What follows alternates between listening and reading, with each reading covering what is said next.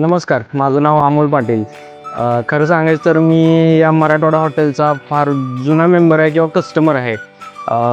साधारण मी 10 वर्ष झालं मी इथे येतो आहे, म्हणजे माझ्या लग्नाच्या आधी 1-2-3 वर्षापासून.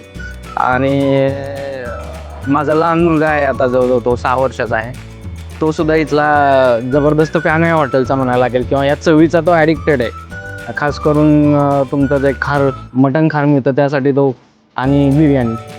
आता मी जर सांगितलं तुम्हाला की 10 वर्षापासून येतं, कारण इथलं जे मटणाची चव आहे ना, ती म्हणजे बोकडाचं स्पेशल मटण मिळतं.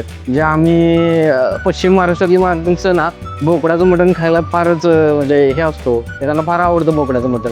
पण आजकाल ओरिजिनलिटी फार कमी ठिकाणी मिळते, आणि हे एकमेव इथं कन्सिस्टन्सी येण्याचं हेच कारण आहे की फार ओरिजिनल मिळतं. आणि हे जे काळ्या रस्त्यातलं मटण आहे ना, हे 1 नंबर एक नंबर असं त्याची चव आहे आणि क्वालिटी आहे.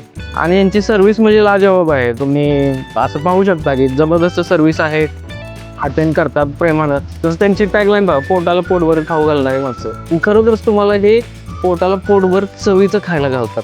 त्यामुळं, आणि मी इथं येतो तो 42 किलोमीटर लांब येतो, खेडवरून, राजगुरूनगर खेडवरून इथं येतो खास मटण खायला. म्हणजे ही लतच आहे एक प्रकारची.